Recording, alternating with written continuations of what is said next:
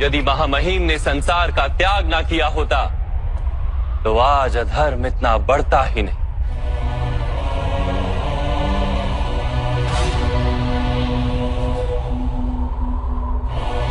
और तुम्हारे पिता ने यदि संन्यास ना लिया होता तो आज भ्राता युधिष्ठिर सुख से राज कर रहे होते।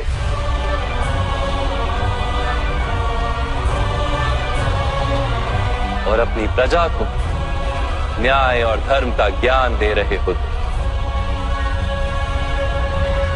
किंतु दुखदायक बात तो यह है पार्थ कि सत्वगुण से भरे मनुष्य ही संसार को लाभ दे सकते हैं, किंतु वो ही संन्यास का विचार करते हैं।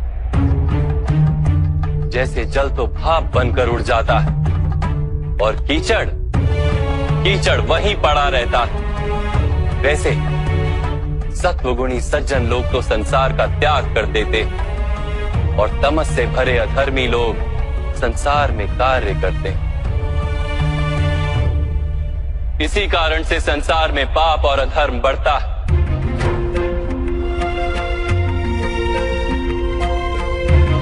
किंतु कर्मयोग इस विचित्र स्थिति से सारे संसार का रक्षण करता है।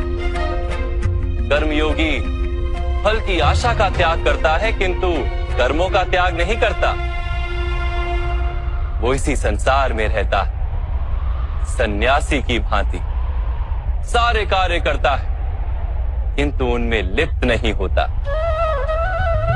कर्मयोगी अपनी संतानों से, स्वजनों से, अपनी प्रजा से कोई अपेक्षा या आशा नहीं रखता।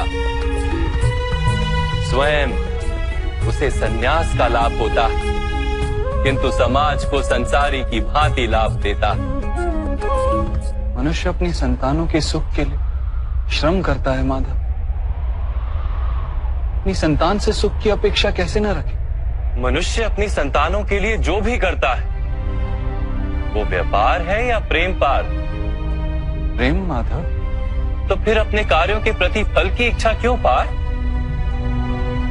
भविष्य का लाभ तो व्यापार में देखा जाता है, प्रेम में नहीं। जो मनुष्य अपनी संतानों का चरित्र निर्माण उचित रूप से करता है, संतानों को प्रेम और धर्म के संस्कार देता है, उसकी संतानें भी मनुष्य को प्रेम और सुरक्षा अवश्य देती। संतानों के कर्म, स्वजनों के व्यवहार उनके कर्म है पार्थ। और जब उनके कर्मों पर हमारा कोई अधिकार नहीं होता तो उनसे आशाएं और अपेक्षाएं रखने का क्या प्रयोजन? यदि गहन विचार करोगे पार्थ तो शीघ्र ही ये जान लोगे कि जीवन में ऐसा कोई कार्य नहीं है जिसके साथ आशाएं और अपेक्षाएं जोड़ना अनिवार्य हो। जब सृष्टि ही परमात्मा है और मनुष्य स्वयं परमात्मा का अंश है तो सारे कार्य परमात्मा ही करते हैं, मनुष्य स्वयं कुछ नहीं करता। यही कर्मयोग का मूल सिद्धांत है पार्थ।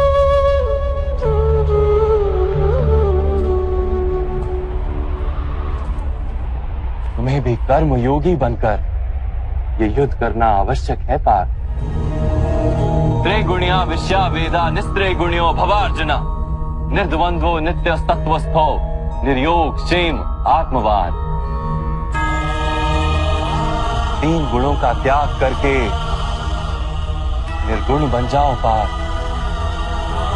इस द्वंद्व से मुक्त हो जाओ। सदा सत्व अर्थात परमात्मा में बुद्धि लगाकर कर्तव्य का वहन करते रहो। कुछ प्राप्त करने की इच्छा और कुछ प्राप्त किए हुए का रक्षण करने का विचार त्याग दो पार्थ और अपनी आत्मा को स्वतंत्र कर।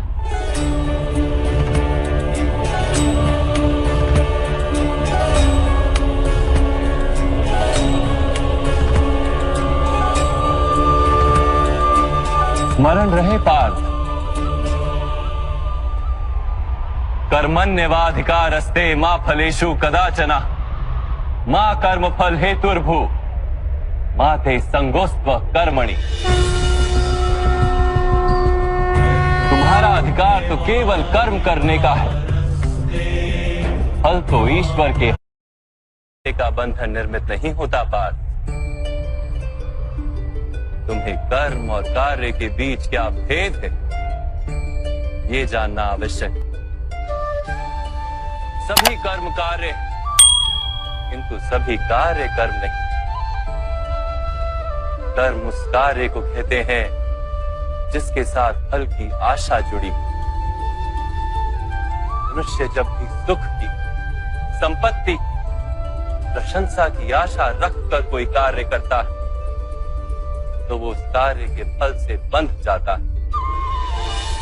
जब किसी कर्म को फल की आशा से किया जाए तो उसे सकाम कर्म योग कहते हैं, और जब किसी कर्म को बिना किसी फल की आशा से किया जाए तो उसे निष्काम कर्म योग कहते हैं। इसी कारण से उसे बार बार जन्म लेना पड़ता है। वास्तव में मनुष्य को कोई कर्म नहीं बांधता, कर्म से जुड़ी आशाएं उसे बांधती।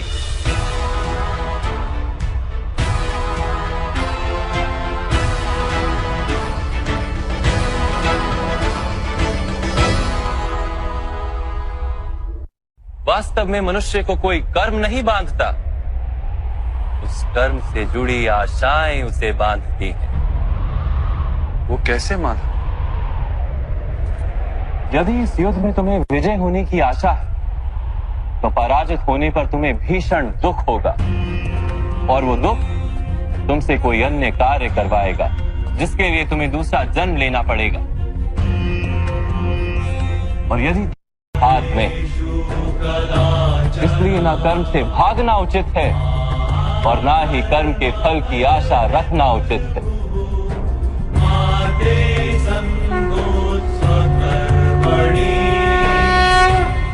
जो फल का त्याग कर दे परंतु कर्म का त्याग ना करे, ऐसे कर्म योगी को कैसे जाना जा सकता है माधव? विश्वाविनिवर्तन्ते निरहारस्य देहिनः रसवर्जम रसोप्यस्य परम दृष्ट्वा निवर्तते। सुनो पार्थ, जो स्वाद से छूटने के लिए भोजन का ही त्याग कर देता है, वास्तव में उसके मन से स्वाद की लालसा कभी जाती ही नहीं। उसे दोहरी हानि होती है।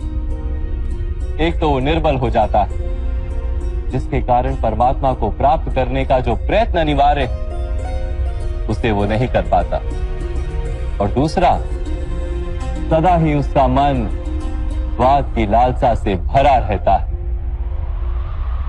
इसलिए भोजन का त्याग करने से उत्तम है स्वाद की लालसा का ही त्याग कर दिया जाए। कर्म योगी अपने मन की सारी लालसाओं को खींच लेता है, जीवन को कर्तव्य मानकर कार्य अवश्य करता है, किंतु उन कार्यों से जुड़ता नहीं।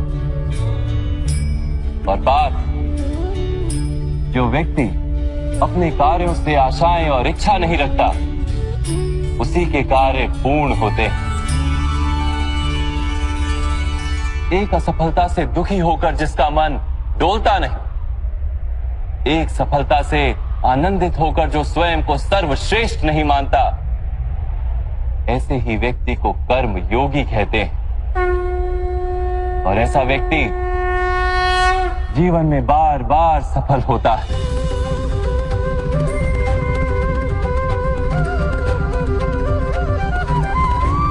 ध्यायतो विषयान पुंसः संगस्तेषु पजायते संगात संजायते कामा कामात् क्रोधो भिजायते क्रोधात् भवति सम्मोहः सम्मोहात् स्मृति विभ्रमः स्मृति भ्रंशात् बुद्धिनाशो बुद्धिनाशात् प्रणश्यति।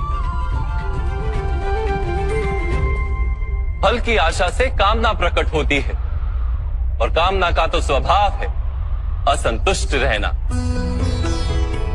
असंतोष से क्रोध उत्पन्न होता है, और क्रोध से मोह जन्मता है। मोह के कारण व्यक्ति आचार और व्यवहार का ज्ञान ही भूल जाता है। ज्ञान के जाने से बुद्धि चली जाती है।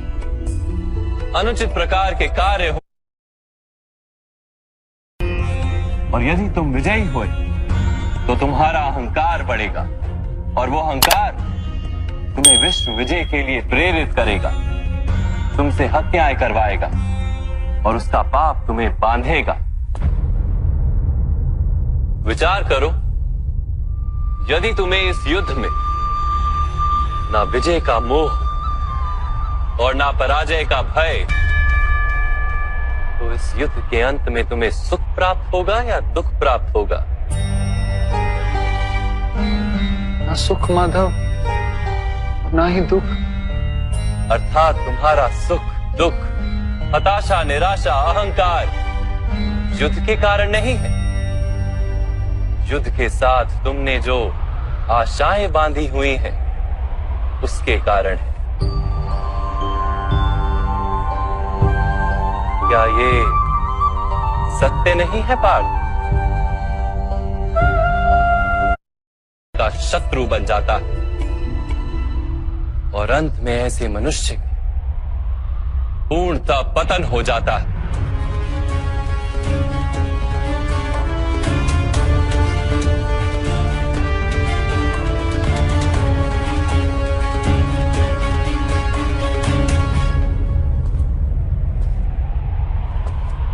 जैसे भ्राता दुर्योधन,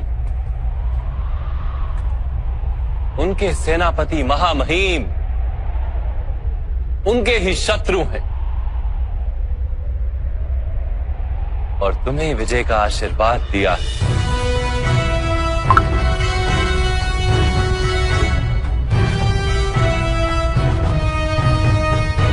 पार्थ, कर्मयोग ब्रह्म विद्या का दूसरा चरण है। परमात्मा में अपनी बुद्धि स्थिर करो, स्वयं को आत्मा जानो, मिथ्या बंधनों से मुक्त हो जाओ और फल की आशा का त्याग करके केवल कर्म करते रहो।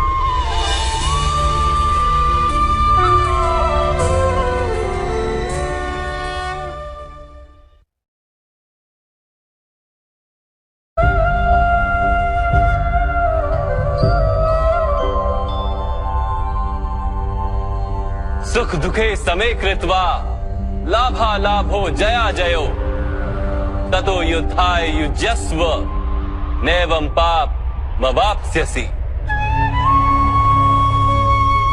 अर्थात सुख दुख को समान मानकर लाभ हानि जय पराजय का विचार किए बिना यदि तुम युद्ध करोगे कौन्तेय, तो तुम पाप के भागी नहीं बनोगे। इसी को कर्म योग कहते हैं। जो सांख्य का ज्ञान प्राप्त कर लेता है वो ये जान लेता है कि वो शरीर नहीं, केवल एक आत्मा है।